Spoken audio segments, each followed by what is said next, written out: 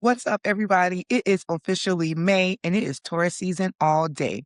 Welcome back to Opinionated Diva Presents Plenty of Tiff. I'm your girl Tiffany, aka Opinionated Diva. You are officially locked in for episode 16. I need y'all to take a second and sit in that number with me. 16. That is 4 months of showing up, 4 months of the truth, and 4 months of pure, unfiltered consistency. I'm not going to lie to you. I am incredibly proud of myself. In a world of shortcuts, we've been building this brick by brick, and we are just getting started. If you've been here since episode 1, I heart you.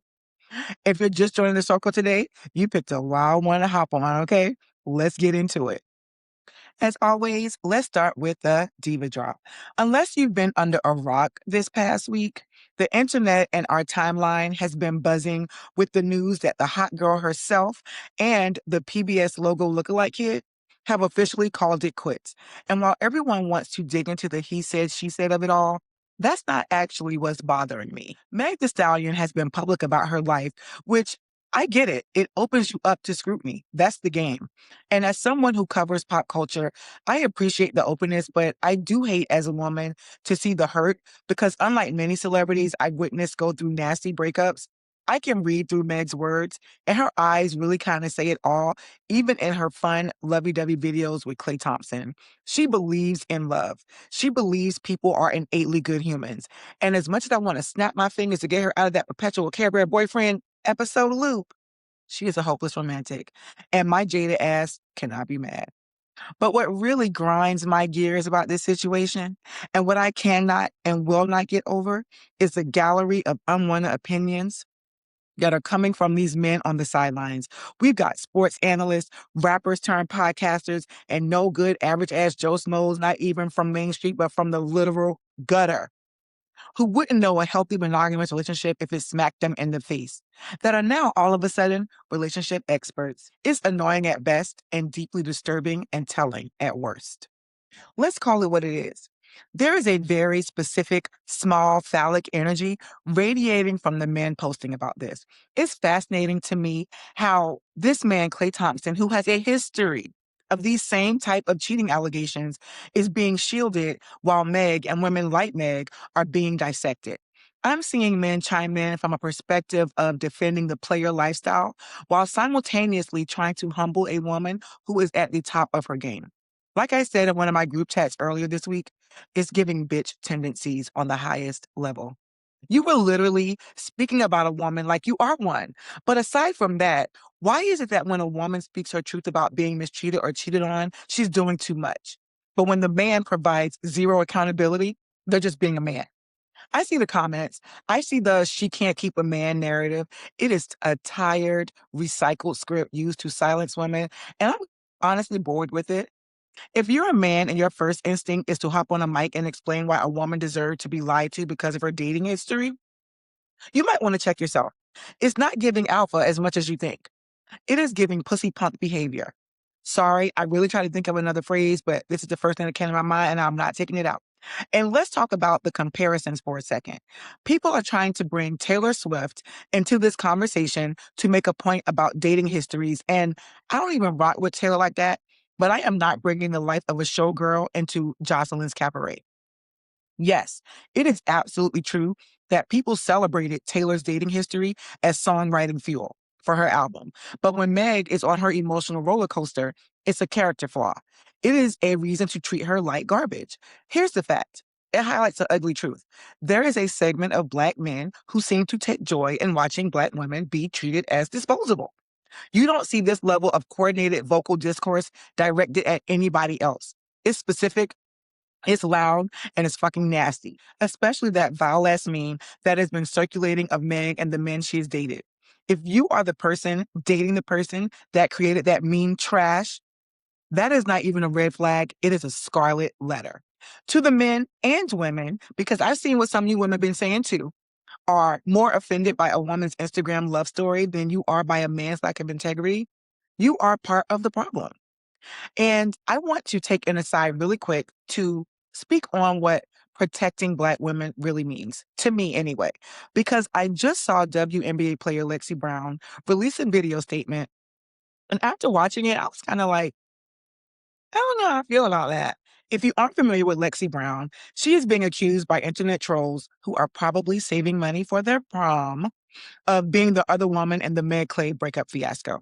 To paraphrase, she was referencing Protect Black Women and saying that she hasn't heard her name in that conversation, including Meg and or Klay to clear up that she's not involved in it.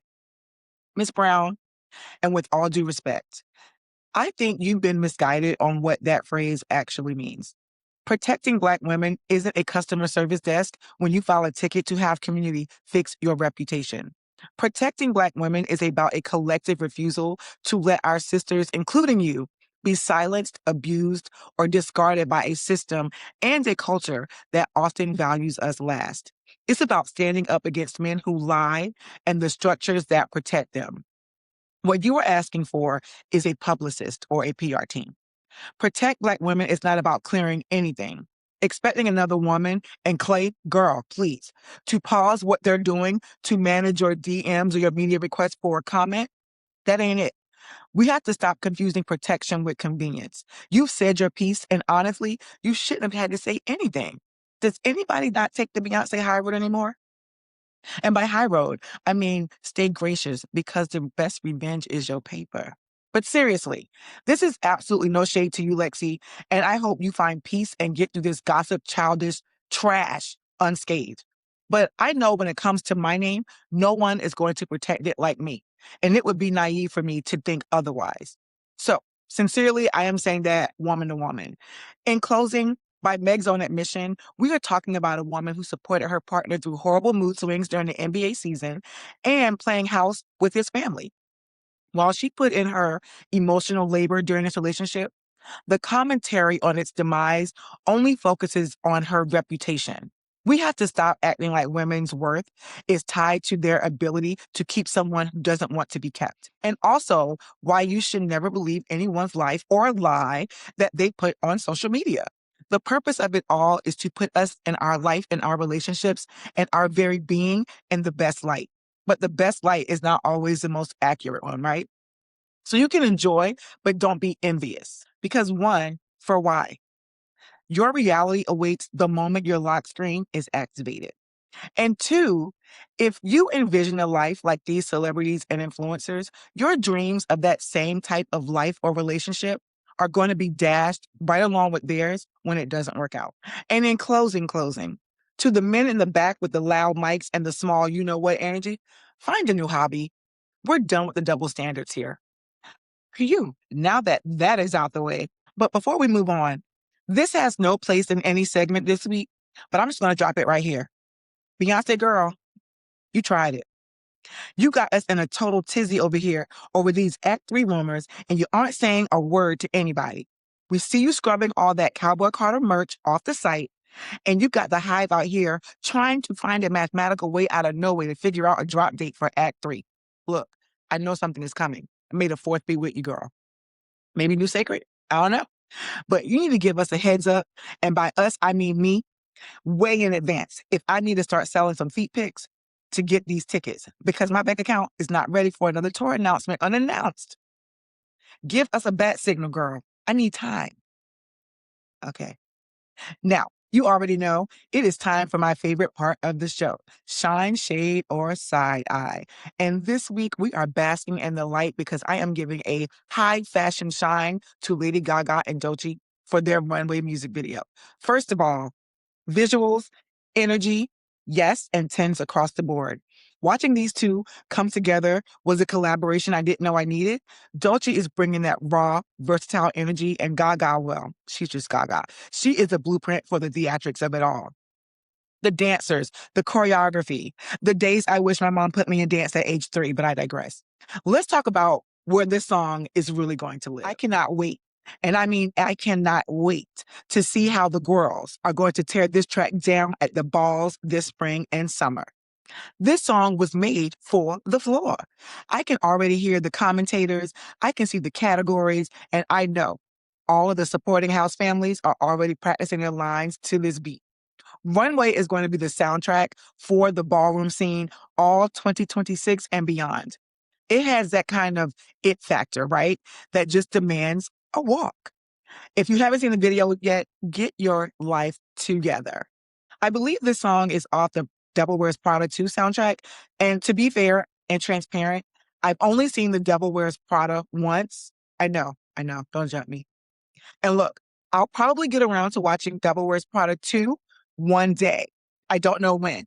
I'm not making any promises, but it's on my list. And however, I have been following that press tour and the red carpet looks are fire every time.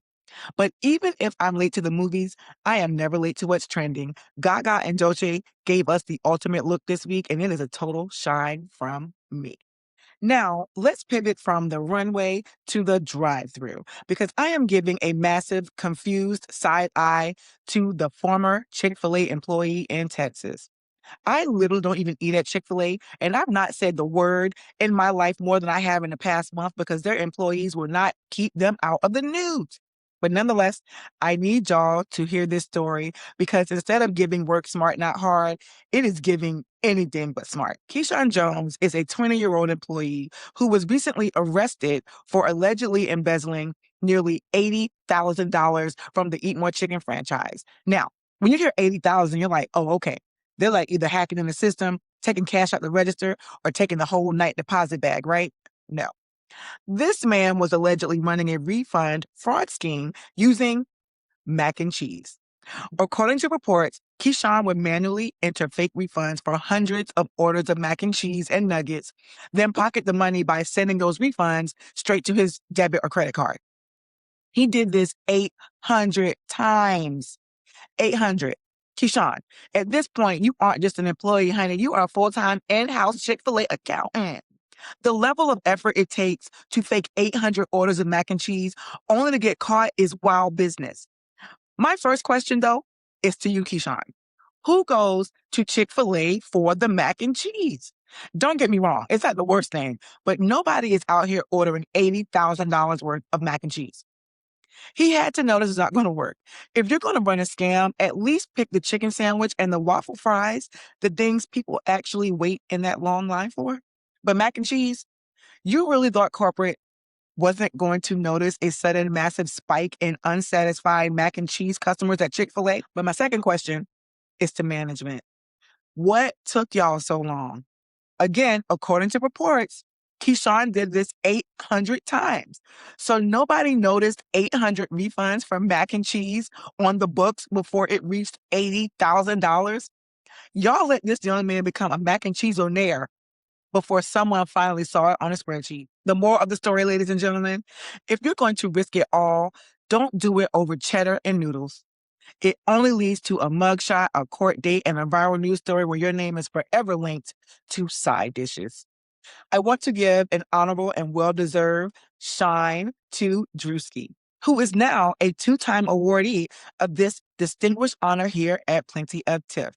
It was just confirmed that he is officially hosting the 2026 BET Awards this June. And let me tell you, this is guaranteed ratings gold.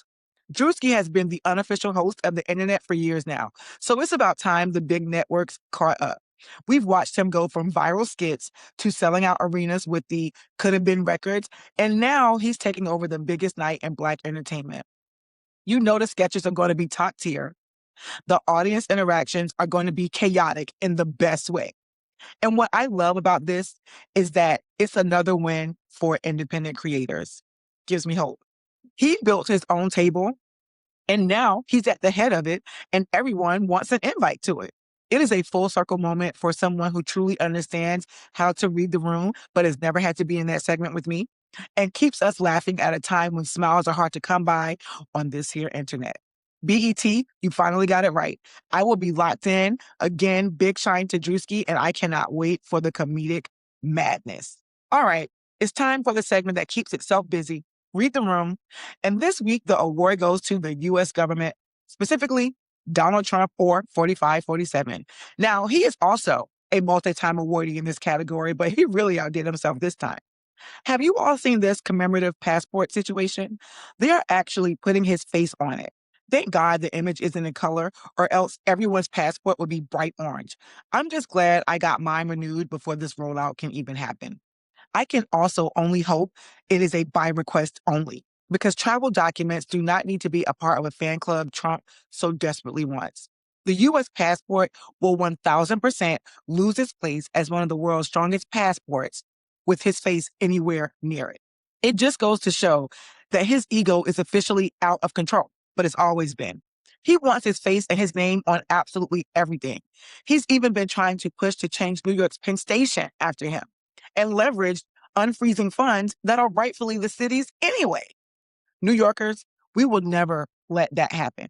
Or Penn Station, consider yourself demolished, figuratively speaking. You can put your name on a tower 45, 47, but you aren't touching our landmarks. Read the room. And if the passport wasn't enough, let's talk about his lack of literal decorum. King Charles and Queen Camilla were visiting the U.S., and of course, they visited the White House. During a scheduled event, Trump jumped right in front of Queen Camilla as she was in the middle of a greeting line to shake hands. He literally cut her off. And you could see it in her face and King Charles. They were completely taken aback. It's one thing to have no filter on social media. It's another to have zero respect for basic protocol on a world stage. It's embarrassing. You're representing a whole ass nation and you're out here acting like a fat kid who saw the dessert table first. Read the room. You were not the only leader, especially when there is a king and queen in the room. Everyone, and I mean everyone, even your supporters, know your ego is becoming a joke. Although we always knew, but those of you who voted for him, deal with those decrepit purple hands you were dealt. I honestly pray we get to the next however many years we have left in this administration without turning into a complete circus, though I fear that we've already become a circus. Barnum and Bailey who? I don't even want to spend too much time on the White House Correspondents' Dinner, but we have to mention the absolute mess that it was. We had a moment of national security, a serious high-stakes moment, so we thought, because it was completely overshadowed. And why? Because one man refused to stop eating his salad long enough to even know there were bullets flying. Not to mention, this national security threat had to take a backseat to the free booze everyone was swiping before heading out. So we've got guns, knives, and manifestos happening, but nothing has more impact than free wine and champagne, I guess. America is a joke, and it is drier than my mouth after eating a Popeye's biscuit with nothing to drink. Well, that's a wrap for today's episode, but just because the mic is turning off doesn't mean the conversation has to end. If you've got thoughts on today's episode, or if you just want to know what else is on my mind during the week, come find me on Instagram and Spill at Opinionated Diva, or you can find me on TikTok at The Opinionated Diva. For those who love the visuals and the vibes on YouTube, like, subscribe, and share at The Opinionated Diva. That's with 2 E's. Or lastly, if you want to watch the full episodes, because honey, you think these little clips be funny, but you gotta listen to the whole thing. You can find me, of course, on YouTube or wherever you get your podcasts. If you've been vibing with the show, make sure you are sharing it. Help me find more friends so we can get opinionated together, okay? But until next time, peace. Episode 16.